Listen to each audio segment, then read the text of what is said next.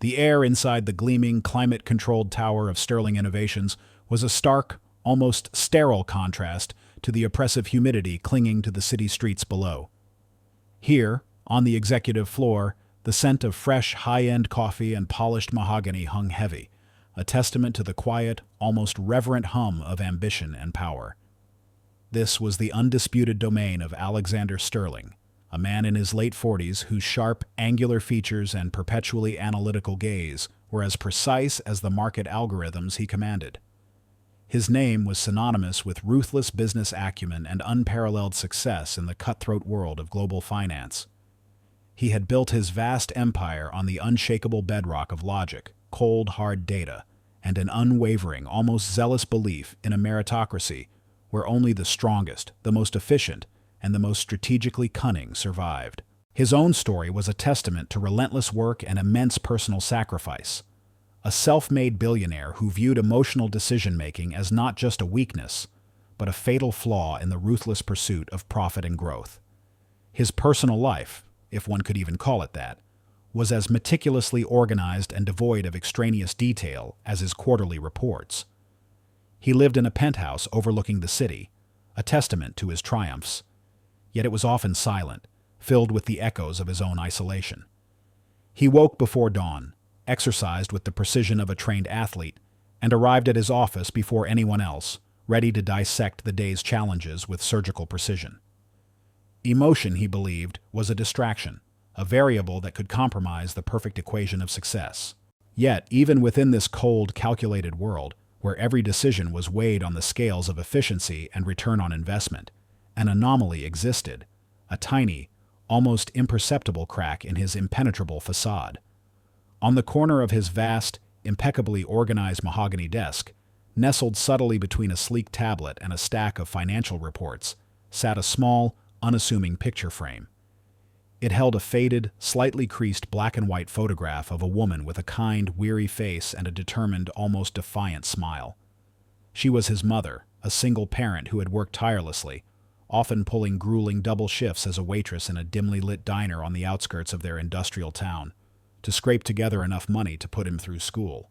He remembered the nights she would come home, her uniform stained with spilled coffee and forgotten condiments, her feet swollen, her body bone-weary. Yet she would still find the seemingly impossible energy to sit beside him, patiently helping him with his homework, her finger tracing the words in his textbooks.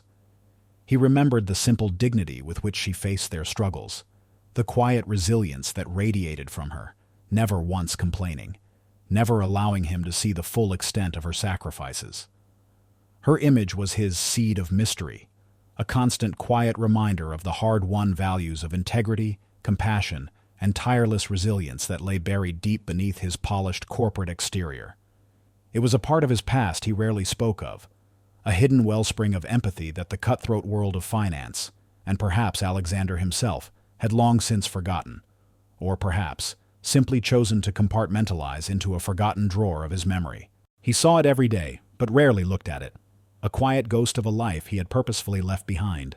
Miles away, in a world that might as well have been a different city entirely, a world defined by the clang of bus doors and the distant sirens that punctuated the night, was Aisha. For Aisha, a young black woman in her early 20s, life was a relentless, exhausting rhythm of labor and sacrifice, a constant marathon of keeping her head and her heart above water. She was a single mother to her vibrant, inquisitive 5-year-old daughter, Lily. Lily was a child of boundless energy, with eyes that sparkled with curiosity and a laugh that, when it truly erupted, could make Aisha's entire world stand still, erasing for a brief, precious moment all the worries that perpetually gnawed at her. Aisha worked 2 demanding jobs just to make ends meet, to keep a roof over their heads and food on their modest table. A part-time shift as a data entry clerk at Sterling Innovations, nestled incongruously within the glass tower. Her hours were just enough to avoid full-time benefits, a subtle but significant corporate strategy, and a second, far more physically demanding and soul-crushing job as a night shift cleaner at a sprawling, impersonal office building on the other side of town. Her days were a dizzying blur, a meticulously planned but always precarious dance of bus schedules, frantic daycare pickups and drop-offs, rushed meals, and the constant gnawing anxiety of a budget that never seemed to balance, no matter how tightly she stretched every dollar. She calculated every penny, every hour, every minute, always teetering on the edge of financial disaster, one unexpected expense away from tumbling into the abyss. There was no safety net, no family nearby to lean on, just her and Lily against the world. She often had to choose between a warm meal for herself or a new pair of shoes for Lily.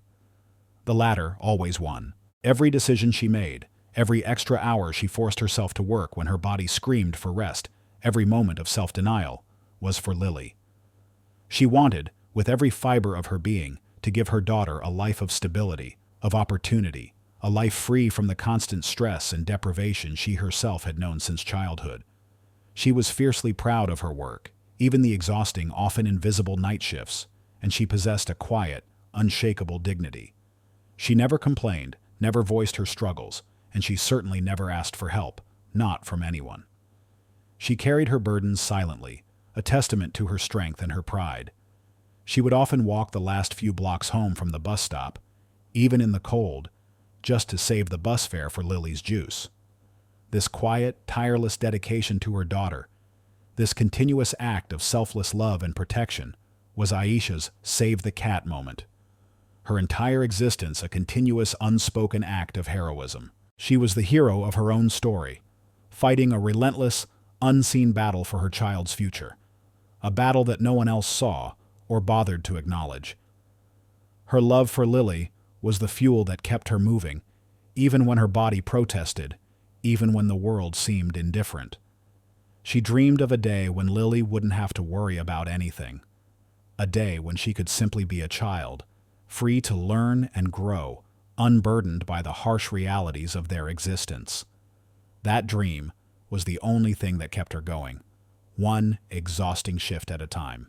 The sweltering summer air, thick with the scent of exhaust fumes and the distant, tinny strains of boombox music from a passing car, usually felt like pure, unadulterated freedom to Aisha. It was the season of endless afternoons, of children's laughter echoing from open fire hydrants, and of the easy camaraderie that only long shared days in the neighborhood could forge. But lately, a different, far more insidious kind of heat had begun to simmer beneath the surface of her life, the intensifying pressure of circumstances far beyond her young control. This wasn't the fleeting discomfort of a summer day.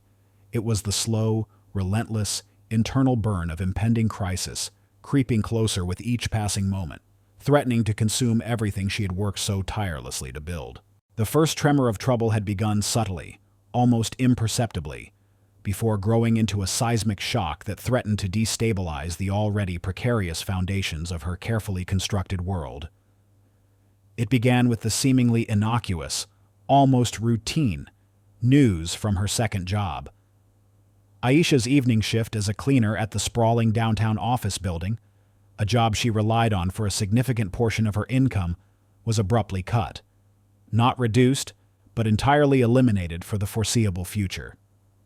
The building management, citing unforeseen budget constraints and a shift to automated cleaning solutions, had delivered the news impersonally via a standardized email. Aisha stared at the screen, a cold dread seeping into her bones. That one email meant a devastating 40% loss of her monthly income, a chasm ripped into her meticulously balanced budget. Every dollar had been accounted for, every penny assigned a purpose. Now, a huge chunk of it simply vanished. Her already stretched finances, always precariously balanced on a razor's edge, began to fray under the immediate weight of this sudden, catastrophic loss. The rent was due in less than 2 weeks, Lily's daycare bill was looming, and the refrigerator was emptier than usual. Simultaneously, a more personal, equally terrifying blow landed. Lily, her bright, energetic daughter, woke up one morning with a hacking cough and a fever that refused to break. The community clinic, understaffed and overwhelmed, diagnosed a severe respiratory infection. Lily needed expensive antibiotics and, more critically, an inhaler for her struggling lungs. Aisha cradled her feverish daughter, the warmth of Lily's small body against hers, a stark reminder of her vulnerability. She remembered the doctor's words. Keep her hydrated. Make sure she has her medication. Any signs of worsening, take her to the emergency room immediately. The medications alone would cost a week's worth of groceries, money Aisha simply didn't have anymore. The thought of an emergency room visit, with its astronomical bills, sent a jolt of pure terror through her. Aisha, usually the picture of stoic resilience, felt a knot of helpless worry tighten in her stomach, a leaden weight that pressed down on her chest. She saw the pain in Lily's small, flushed face, the labored breaths, and she felt the terrifying impotence of being unable to ease her child's suffering. Her existing job at Sterling Innovations, a data entry position, was part-time, specifically structured to keep her just below the threshold for full-time benefits. It paid barely enough to cover the essentials, certainly not enough to absorb the sudden, crushing loss of her second income and the unexpected medical bills. Aisha, who had always prided herself on her independence and her ability to make ends meet through sheer hard work, now found herself utterly desperate, staring into a financial abyss. Every avenue she could think of was a dead end. There were no family members close enough to help, no emergency savings, and the thought of asking for a loan filled her with shame. She had to find a solution, and she had to find it now. The turning point, the moment of absolute, undeniable crisis that forced Aisha to act against her nature, arrived with the cold, hard finality of necessity. Lily's fever spiked again that evening. Aisha held her daughter tightly, rocking her back and forth, listening to the wheezing in Lily's small chest. The antibiotics weren't working fast enough, and the inhaler was almost empty. The desperation clawed at her throat. She had barely any food left in the apartment, just some rice and a few canned vegetables. Lily needed nourishment, real, substantial food, to fight the infection. And she needed more medication. Aisha, usually so fiercely independent, so determined to carry her burdens alone, found herself staring at the empty refrigerator, tears stinging her eyes. She felt a profound, visceral fear, a fear that was not for herself, but for her child. In a moment of sheer, agonizing desperation, fueled by a mother's fierce love and the overwhelming need to protect her child, Aisha did something she had never done before, something that went against every fiber of her proud being. She logged into the Sterling Innovations employee portal, her fingers trembling slightly as she navigated to the internal communications tab. She drafted a humble, almost apologetic request, addressing it to the general HR department. She didn't ask for money. She couldn't bring herself to do that. Instead, she chose a request she hoped would seem almost innocuous, easily dismissed as a minor logistical query. She simply asked if, in the event of any catered corporate events or surplus food from internal meetings, there was a protocol for employees to request any leftover, unserved food to take home. She phrased it carefully, vaguely, as if merely curious about company policy, hoping it would sound resourceful rather than desperate. She concealed the raw desperation, the gnawing hunger, the fear for Lily's health behind carefully chosen professional language. To minimize waste, she typed, and as a potential benefit for staff, I was wondering if there's a procedure for surplus food distribution. Meanwhile, in his pristine office on the executive floor, Alexander Sterling was engaged in his usual meticulous review. He was poring over a report detailing departmental expenditures, looking for areas to implement further cost-cutting measures, a standard practice in his relentless pursuit of maximizing efficiency and profit. His gaze, sharp and critical, swept across lines of data, highlighting redundancies and potential savings. It was during this review that he stumbled upon Aisha's email to HR. It had been flagged by an automated system, an unusual request that deviated from standard queries. Alexander paused, his brow furrowed in annoyance. An employee asking for leftover food? He reread the request, a flicker of irritation sparking in his cold, analytical mind. This struck him as unprofessional, a blatant attempt to exploit company resources, or perhaps a clumsy plea for charity disguised as efficiency. It simply didn't align with his fiercely held philosophy of pulling yourself up by your bootstraps, of earning your keep, and of never relying on handouts. He remembered his own mother's struggles, yes, but he also remembered her absolute refusal to ever ask for anything. This request, to his mind, smacked of entitlement or worse, a subtle form of manipulation. He bristled at the perceived lack of professionalism. Minimize waste? He scoffed internally, his lips curling into a cynical half-smile. Or minimize their grocery bill. He suspected it was the latter, an attempt to game the system. But something, perhaps that faint, almost forgotten echo of his mother's struggles, prevented him from immediately dismissing the request out of hand, from simply forwarding it to HR with a dismissive note. There was a peculiar earnestness in the carefully worded query, a subtle undercurrent that piqued his analytical curiosity. He wanted to understand the motivation behind such an unusual request. Was this a widespread issue he was unaware of? Or was it an isolated case of an employee trying to take advantage? Alexander made a decision, a highly unusual one for a CEO of his stature. He wouldn't delegate this. He wouldn't instruct HR to investigate. Instead, he would take it upon himself. He would personally look into this strange request. He wanted to know if Aisha was genuinely in need, or if she was indeed attempting to exploit the system. He needed to understand the variables, the human element behind this data point. He would observe, analyze, and verify. He saw it not as an act of compassion, but as a direct business problem, a potential vulnerability in his corporate structure, or an indicator of something deeper at play within his workforce that he needed to understand to maintain peak efficiency. This decision was Alexander's point of no return. It marked his calculated yet ultimately transformative departure from his perfectly controlled, data-driven world. By choosing to personally investigate, to step outside his meticulously managed executive bubble, he would be forced to confront a reality he had long ignored, a human dimension that his spreadsheets and quarterly reports simply could not capture.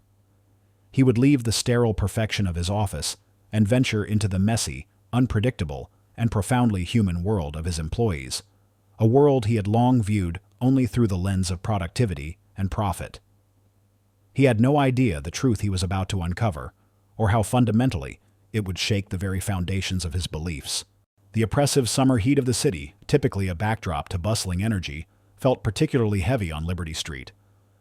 It seemed to magnify every sound, the distant wail of a siren, the rhythmic thud of a basketball bouncing on cracked pavement. But for Aisha, the silence within her small apartment was far more suffocating. It was a silence filled with unspoken anxieties, the quiet desperation of empty cupboards, and the labored breathing of her feverish daughter, Lily, asleep in the next room. Her usual resilient spirit felt frayed, stretched thin across the unyielding demands of her 2 jobs and the relentless pressure of a budget that had imploded. The innocence of her daughter's childhood was threatened by a reality Aisha fought to shield her from, a battle that felt increasingly lonely. Meanwhile, in the detached world of Sterling Innovations, Alexander Sterling sat in his office, the temperature perfectly controlled, the city's chaos muted by thick, soundproof glass. His mind, however, was far from calm. Aisha's peculiar request, flagged by the HR system, still gnawed at him. It was an anomaly, a variable he couldn't immediately categorize or dismiss. His initial annoyance had morphed into a cool, calculating curiosity. Was this a systemic issue among his lower-level employees, or an isolated instance of an individual attempting to manipulate corporate generosity? He prided himself on understanding the mechanics of his empire, and this human element, so often overlooked by others, felt like a loose cog he needed to inspect. He decided on a course of action that was entirely unprecedented for him: direct, personal observation. He wouldn't send a subordinate. He would verify the data himself. That evening, as Aisha exited the gleaming glass doors of Sterling Innovations, blending into the stream of tired commuters, she had no idea she was being followed. Alexander Sterling, having meticulously planned his surveillance, sat in a discreet, unmarked sedan across the street, its tinted windows offering him a perfect, unobserved vantage point. He had chosen a vehicle that wouldn't draw attention, shedding the ostentation of his usual luxury cars. His initial assumption, a cynical one born from years of navigating corporate subterfuge, was that Aisha, after her professional daytime role, would somehow transform. Perhaps she'd meet a lavishly dressed partner, or disappear into a more upscale neighborhood, a stark contrast to her humble data entry position, thus validating his suspicion that her request was an act of opportunism. He fully expected to find evidence of an extravagant lifestyle hidden behind a facade of modesty. But as he watched Aisha, his assumptions began to fracture, subtly at first, then with increasing clarity. She didn't hail a cab or step into a private car. Instead, she walked with a weary but determined gait towards the nearest bus stop. He watched as she boarded a crowded city bus, blending seamlessly with the diverse everyday commuters.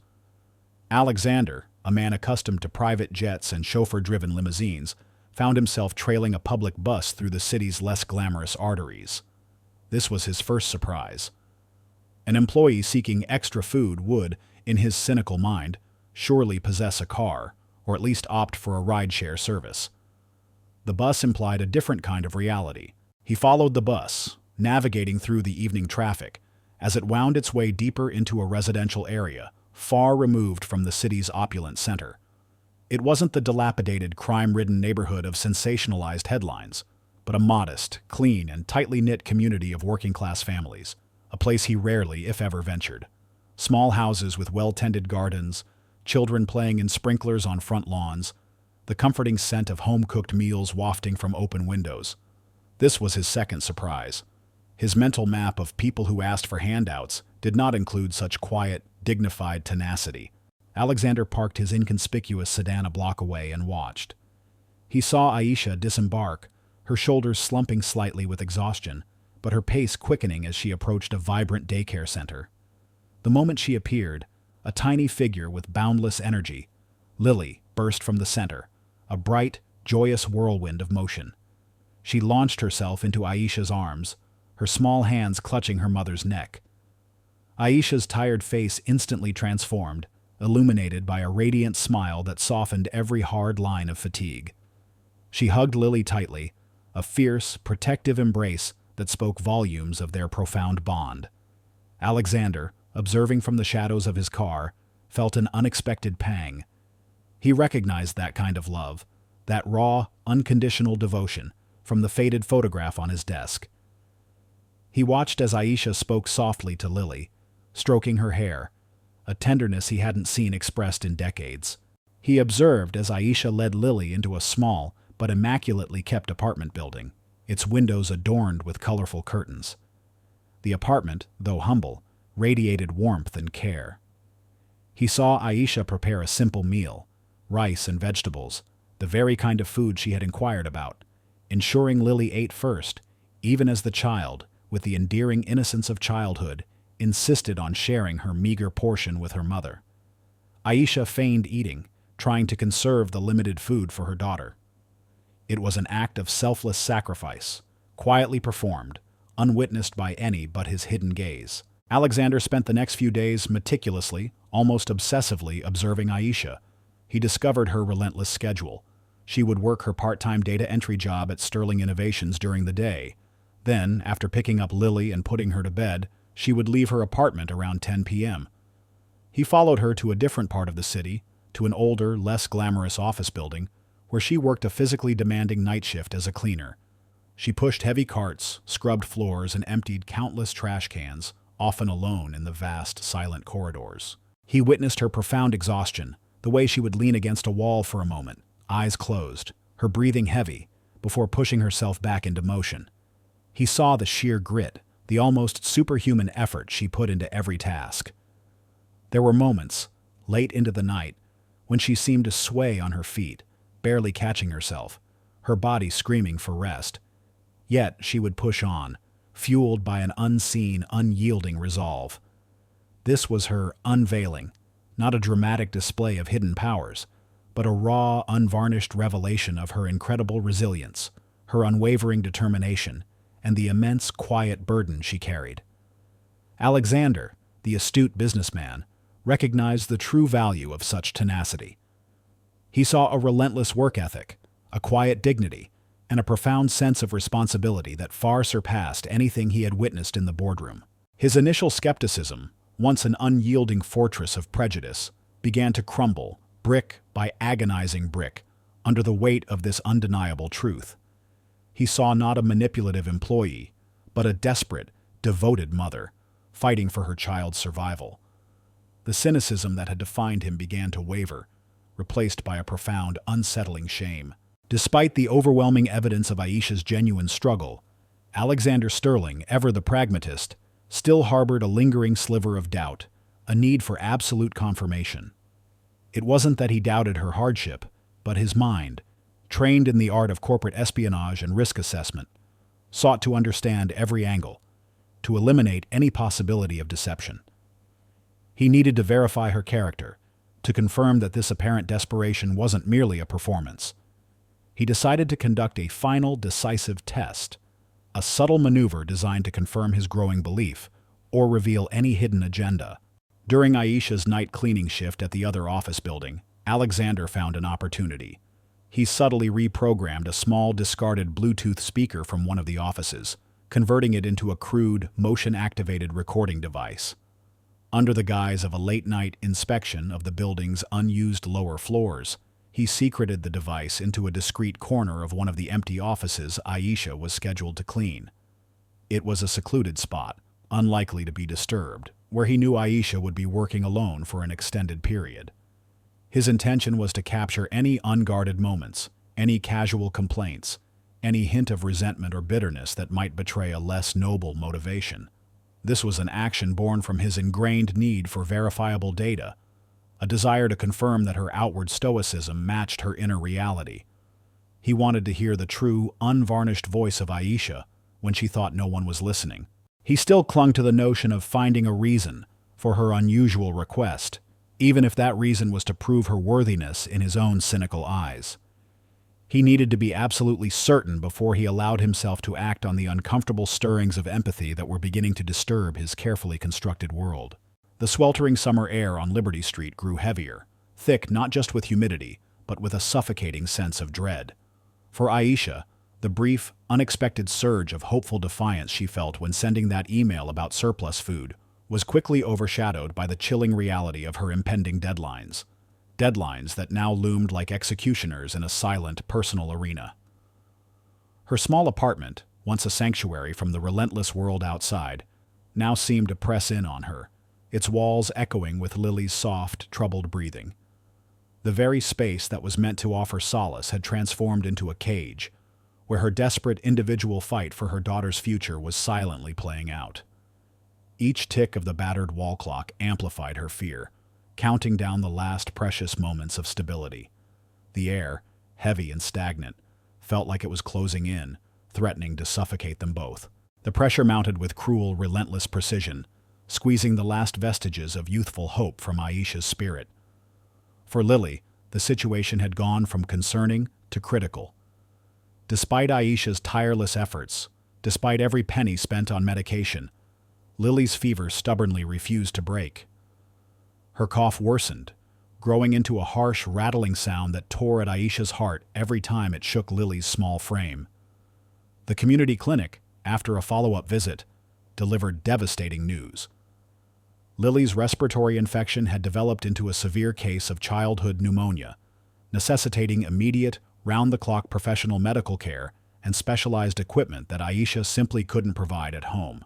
The doctor, her face grave, emphasized the urgency, explaining that without proper, immediate intervention, Lily's condition could rapidly become life-threatening. The chilling phrase, respiratory distress, hung in the air like a death sentence. Simultaneously, the financial noose tightened. The last of Aisha's meager savings, intended for Lily's emergency, had been exhausted on the initial medications and the few extra bottles of juice she bought to keep Lily hydrated. Her landlord, a stern, unyielding man with little patience for excuses, issued a formal warning about the overdue rent. A cold, legal threat stating unequivocally that if payment wasn't received within 5 days, eviction proceedings would begin. The fear of being displaced, of having no roof over Lily's head while she was so ill, was a terror beyond anything Aisha had ever known. She felt the weight of her daughter's suffering, the unbearable burden of being utterly unable to ease her pain, or even secure her basic safety, and it was a torment far worse than any physical exhaustion she experienced. Every option seemed to vanish, swallowed by the looming shadows of medical debt and homelessness. She was isolated, desperate, and utterly terrified. Meanwhile, in his own, self-imposed arena of calculated observation, Alexander Sterling was engaged in his covert surveillance. He spent his evenings, after his meticulous corporate duties, reviewing the recordings from the tiny device he'd hidden in the office Aisha cleaned. His initial expectation, a residual sliver of cynicism, was to hear some form of complaint, some bitter lament about her grueling workload or the perceived unfairness of her situation. He was searching for any validation of his earlier prejudice, a confirmation that her request for food was indeed an opportunistic ploy rather than genuine need. What he heard, however, was a profound, uncomfortable revelation that shattered his carefully constructed worldview. He heard the mundane sounds of her cleaning, the squeak of the mop, the clatter of bottles. But beneath it, he heard Aisha's soft, melodic voice. She wasn't complaining.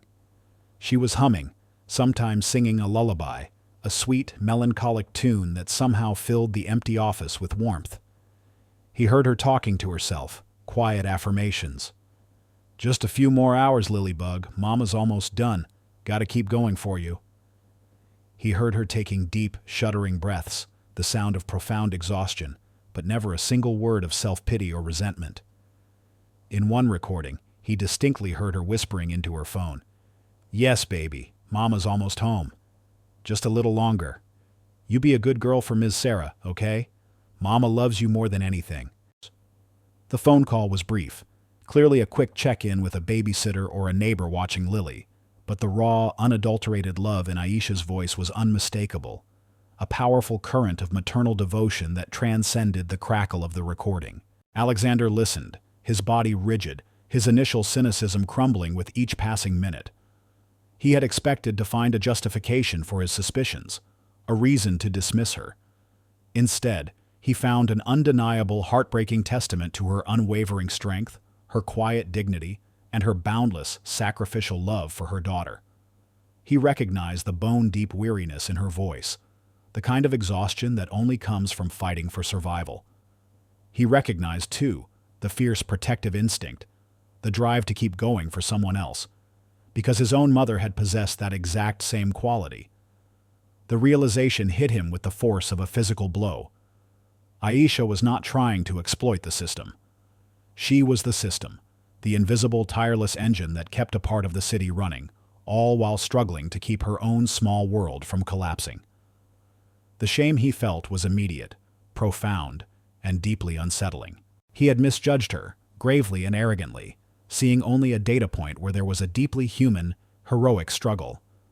The recordings, meant to confirm his suspicions, had instead become a damning indictment of his own detached judgment. The final, gut-wrenching blow landed with the brutal, precise force of a guillotine. On the very morning of the high-stakes board meeting, the culmination of months of Alexander's strategic planning, a meeting where the meticulously analyzed data provided by employees like Aisha would be presented. The ultimate test for Aisha reached its terrifying climax. She had forced herself through another grueling night shift, then rushed to Sterling Innovations for her data entry job, her body aching, her mind foggy with sleep deprivation and anxiety about Lily. She had pushed past the point of exhaustion, driven by the knowledge that every hour, every dollar, was critical. Her head throbbed, her vision blurred, and her limbs felt like lead.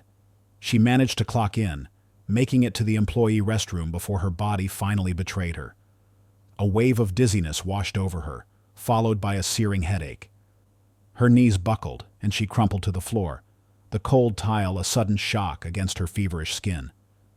The exhaustion, the malnutrition, the unyielding stress, it all converged in that single, devastating moment.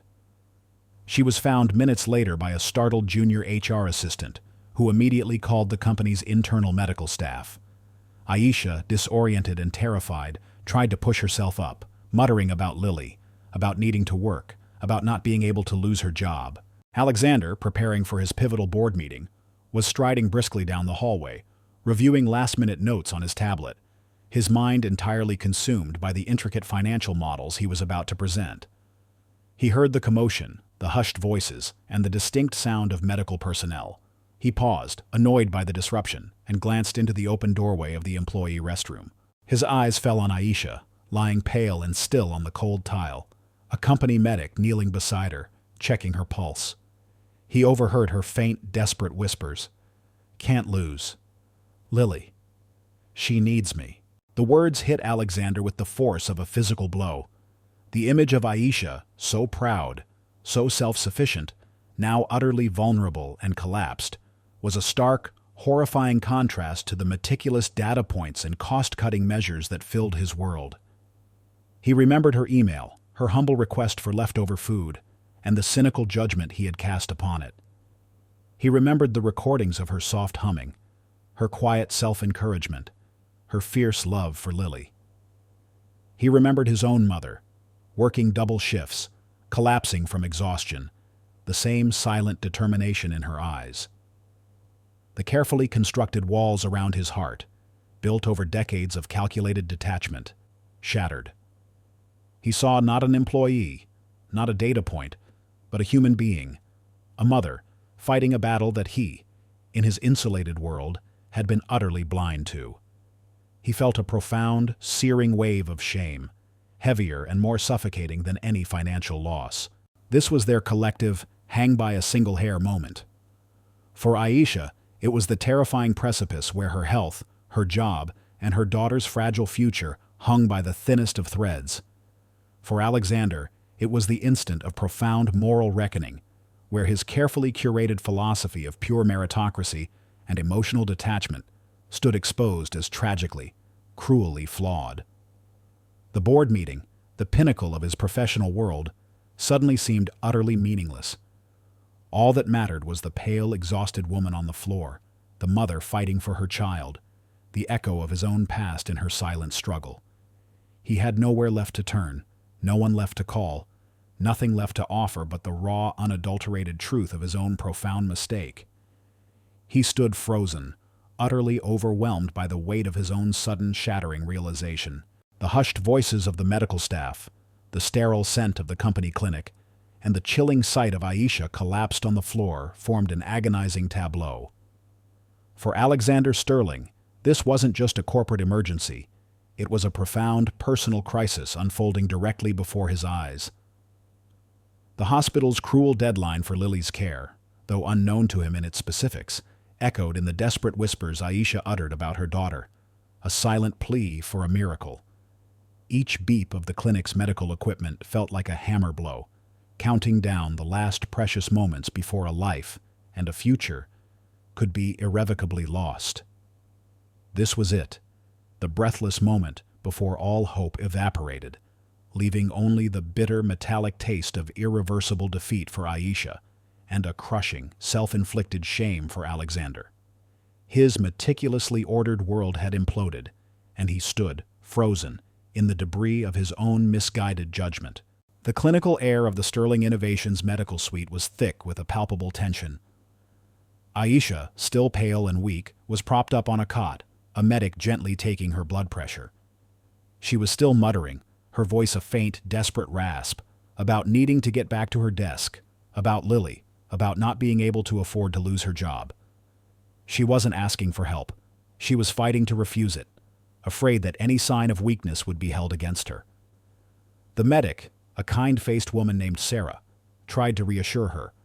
"Aisha, you need rest. Your blood pressure is dangerously low. You're completely exhausted." Alexander Sterling, who had rushed into the clinic, oblivious to the important board meeting he was missing, stood rooted to the spot, his sharp eyes fixed on Aisha. He saw the tremor in her hands, the dark circles under her eyes, the desperate, almost animalistic fear for her child etched onto her face. He heard the doctor's grave diagnosis: severe exhaustion and malnutrition, exacerbated by stress, requiring immediate, prolonged rest and proper nourishment. The words hit him like a physical blow. This wasn't a minor incident. It was a direct consequence of the very system he oversaw, a system that, in its relentless pursuit of efficiency, had pushed a dedicated employee to the breaking point. The breathless moment for Alexander arrived when the medic, trying to calm Aisha, asked, "Is there anyone we can call, Aisha? Family? A friend to pick up Lily?" Aisha, tears finally welling in her exhausted eyes, whispered, "No, no one. Just, I have to get back.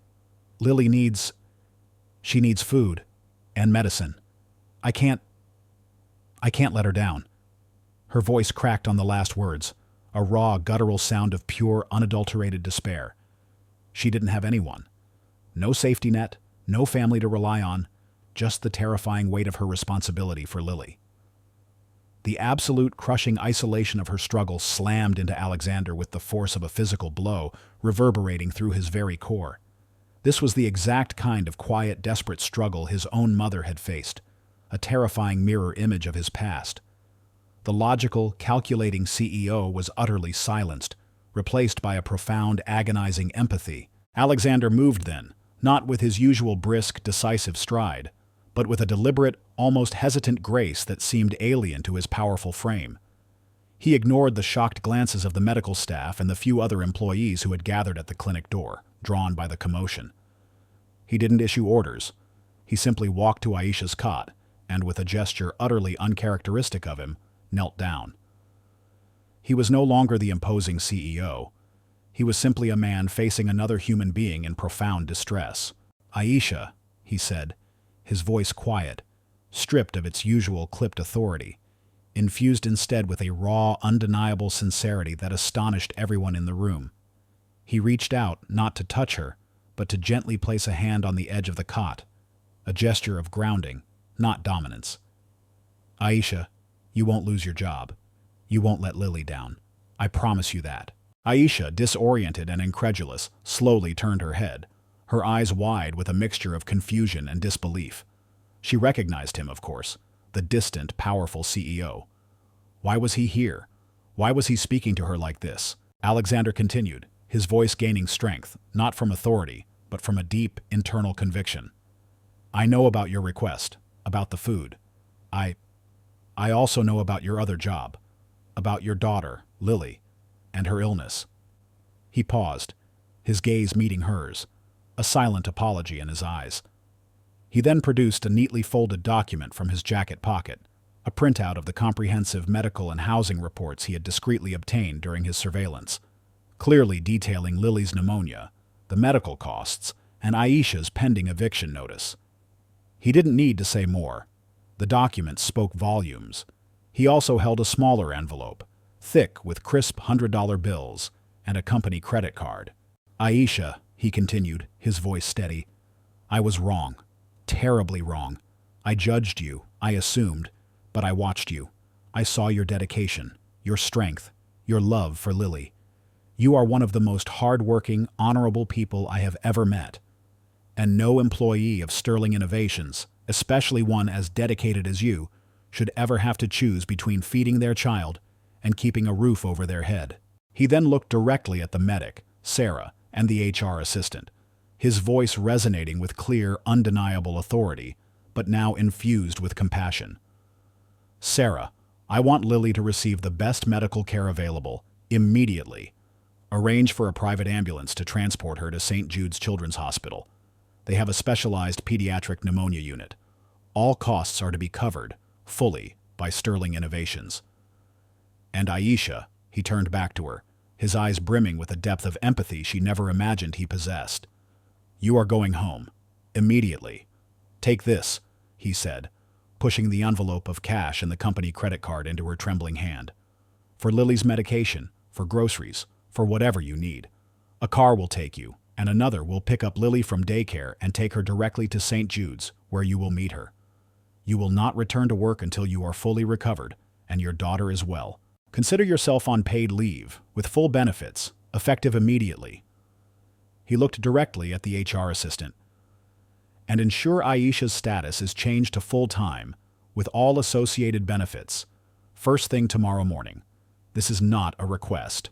The reactions in the room were profound and immediate. The medical staff, initially stunned into silence, looked at each other with wide eyes, their expressions shifting from disbelief to awe.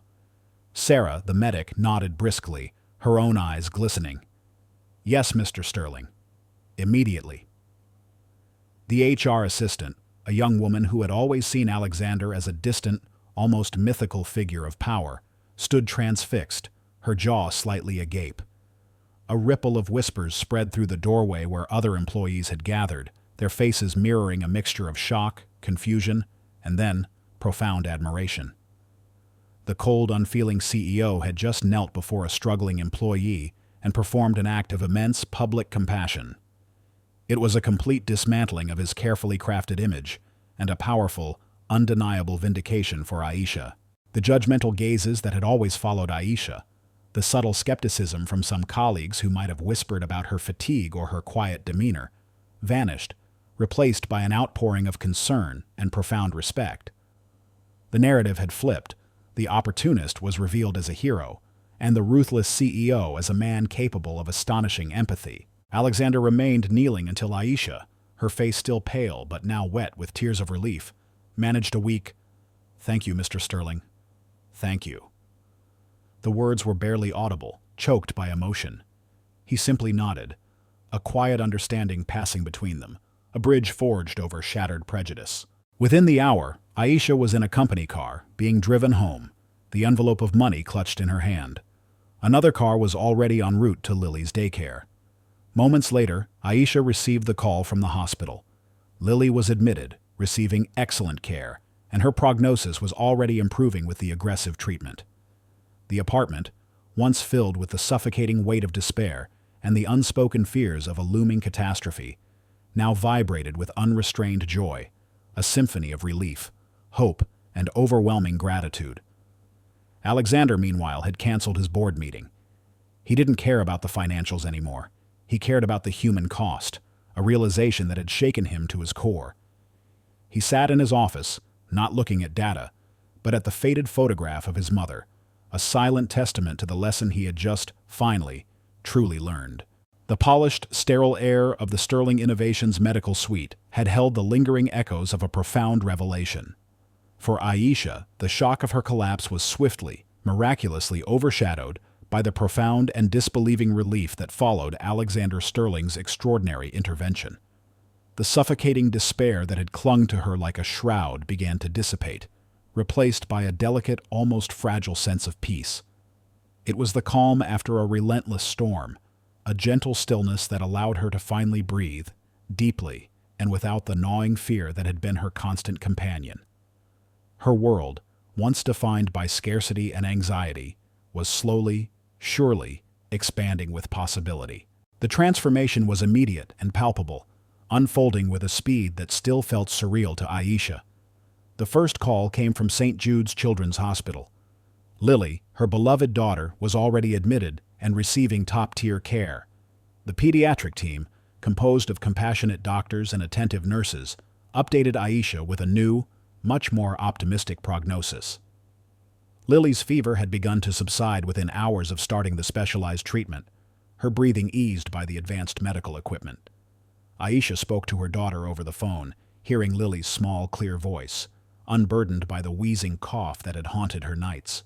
The shadow of irreversible illness, that terrifying specter of loss, had been utterly banished. The relief that washed over Aisha was so profound it left her weak with gratitude, tears silently tracing paths down her cheeks. Simultaneously, the crushing financial burdens that had weighed down Aisha's young shoulders were systematically dismantled. The overdue rent, a source of relentless dread, was settled with almost alarming efficiency by Sterling Innovations. The stark white eviction notice, a cruel monument to her struggles, was now nothing more than a crumpled, discarded relic of a nightmare past.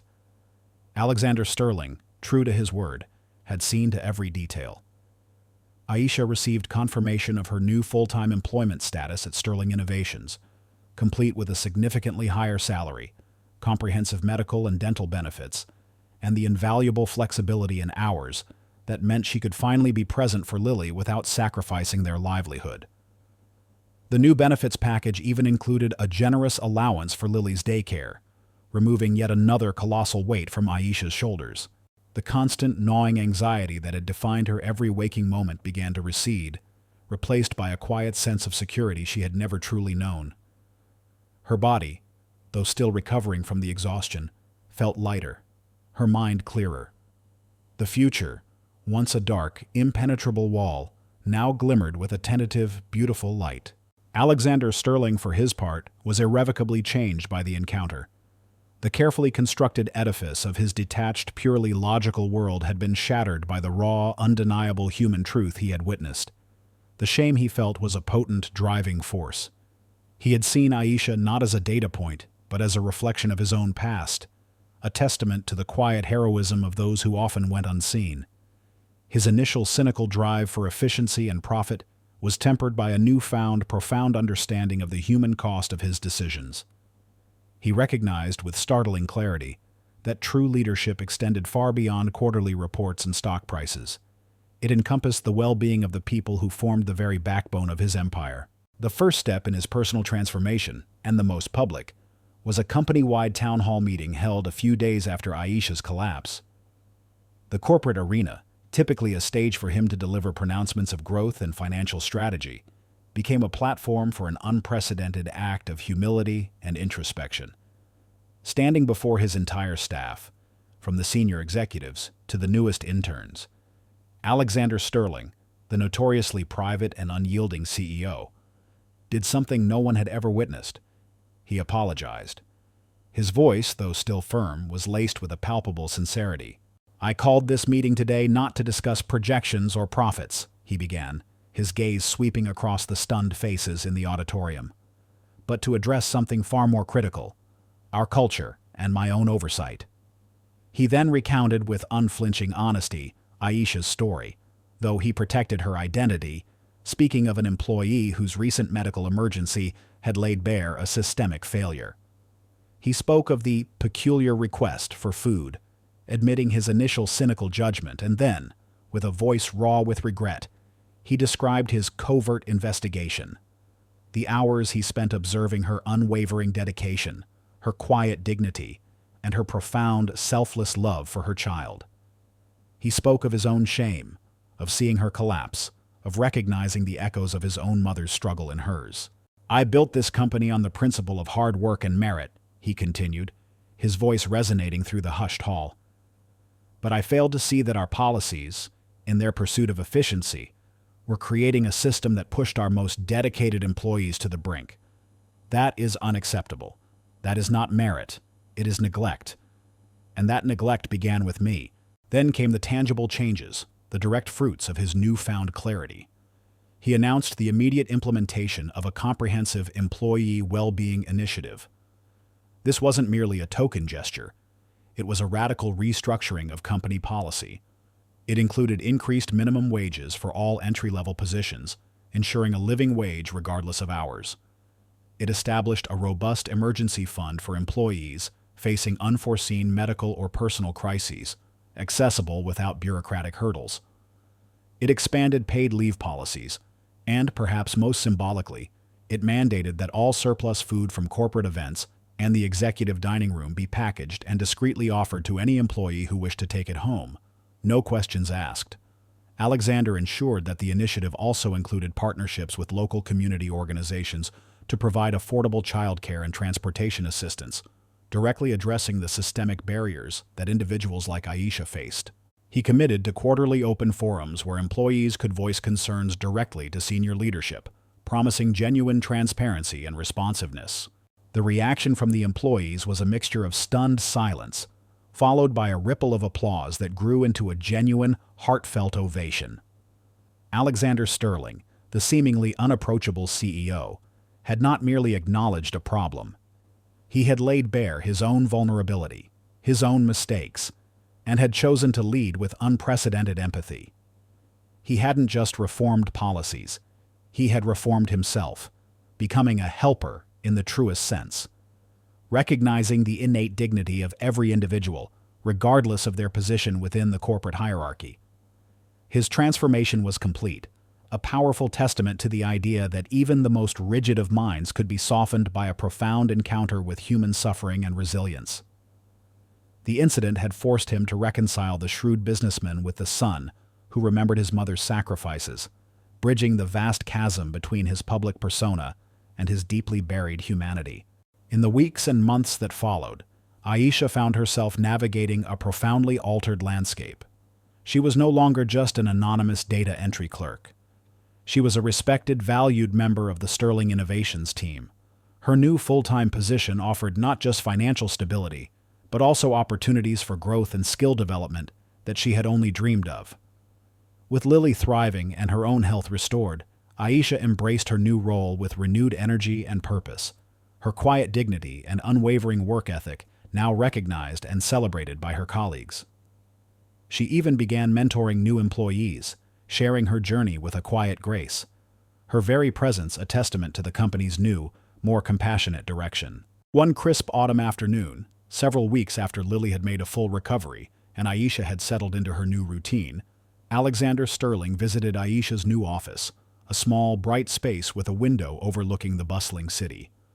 He arrived without fanfare, a quiet knock on the open door. Aisha looked up from her computer, a warm, genuine smile lighting her face. "Aisha," Alexander began, his voice softer than it had ever been in a professional setting. He pulled up a chair across from her, settling in comfortably. "How are you and Lily doing? Really?" "We're doing wonderfully, Mr. Sterling," Aisha replied, her voice sincere. "Lily is back at school, full of energy, and I finally feel like I can breathe, like I can plan for the future, not just survive the day. Thank you. For everything." Alexander nodded, his gaze thoughtful. "You don't need to thank me, Aisha. You taught me a far greater lesson than any business school ever could. You showed me the true cost of detachment, the true value of compassion, and the immense strength that exists in people like you." He paused, a faint, almost shy smile touching his lips. "You know, my own mother, she worked double shifts too. A waitress. Always tired, but always fiercely independent. I sometimes forgot where I came from in my pursuit of everything else." He gestured vaguely to the towering city outside the window. "Your story. It brought me back." Aisha listened, a profound understanding in her eyes. She saw not just the powerful CEO, but the vulnerable son, the man who had rediscovered his humanity. "It sounds like she was very proud of you, Mr. Sterling," Aisha said softly, a simple truth in her words. He looked at her, his eyes surprisingly bright. "She would be proud of you, Aisha, for everything you do for Lily, and for inspiring a stubborn old CEO to open his eyes." He chuckled, a genuine, warm sound that filled the small office. "This isn't just a new calm for you, Aisha. It's a new beginning for Sterling Innovations, a new way of doing business, a new way of being, and it started with you." Aisha smiled, a deep, contented smile. The crushing burdens were gone. The constant, gnawing fear had subsided. In its place, a sense of security, purpose, and profound hope had taken root. This was their new calm, a serenity born not from escaping a storm, but from finding their true potential and daring to dream bigger than their circumstances had ever allowed. Aisha finally felt seen, valued, and empowered. And Alexander, the distant, calculating CEO, had found something far more valuable than profit margins: purpose, redemption, and a deeper connection to the human spirit he had once ignored. 2 years later, the hallowed halls of Sterling Innovations, once a bastion of stark efficiency and ruthless ambition, hummed with a different kind of energy. The scent of polished wood still lingered, but it was now mingled with the faint, invigorating aroma of freshly baked goods from the expanded communal kitchen, and the cheerful, distant hum of conversation and collaboration. The changes implemented by Alexander Sterling had taken root, transforming the corporate giant not just into a profitable enterprise, but into a beacon of progressive employee welfare. This was a direct result of the profound journey of Aisha and Alexander, their individual paths converging to forge a new paradigm of corporate responsibility and human connection. Their story resonated throughout the industry, a testament to what could be achieved when empathy found its place at the heart of enterprise. Aisha, her quiet strength now blossoming into confident leadership, was a vital and respected figure within Sterling Innovations. She had not only excelled in her full-time role within the data analytics department, but had quickly ascended, her keen eye for detail and exceptional work ethic recognized and nurtured. She was now a senior data analyst, leading a small, dedicated team responsible for optimizing the company's new employee welfare programs. Her insights, born from personal experience, were invaluable in shaping initiatives that genuinely supported the workforce. Aisha's once guarded demeanor had softened, replaced by an approachable warmth that made her a natural mentor for junior employees. She organized informal lunch and learn sessions, sharing her journey and practical advice on navigating career growth while balancing family life. She proved every day that a person's value extended far beyond their initial job title or perceived circumstances. Lily, now 7, was a vibrant, healthy, and exceptionally bright child. The lingering coughs and fragile health were a distant memory, replaced by boundless energy and an insatiable curiosity. She thrived in a nurturing school environment, her intelligence shining through in every subject. Her laughter, once a rare balm for Aisha's weary soul, was now a constant, joyous melody, echoing through their new, brighter apartment. Lily had even developed a fondness for baking, often insisting on helping Aisha prepare small treats to take to work for her colleagues, a symbolic act of sharing the newfound abundance in their lives. The fear that had once clung to Aisha like a second skin had completely dissipated, replaced by the profound, secure joy of watching her daughter flourish, unburdened by the anxieties that had defined Aisha's early motherhood. Alexander Sterling, once the embodiment of detached corporate power, was a profoundly changed man. The faded photograph of his mother, once a mere relic on his desk, now served as a daily, potent reminder of his roots and the human element in every business decision. Sterling Innovations, under his transformed leadership, had become a pioneering force in corporate social responsibility. It was no longer just about profit margins, it was about purpose-driven prosperity. The employee well-being initiative he had launched, inspired by Aisha's story, was now a benchmark in the industry, lauded in business publications and emulated by competitors. The emergency fund had supported dozens of families, preventing countless personal tragedies. The surplus food program had become a model for waste reduction and community support. Alexander's transformation was evident not just in policy, but in person. His sharp gaze, while still analytical, now held a warmth, a deeper understanding that transcended mere business.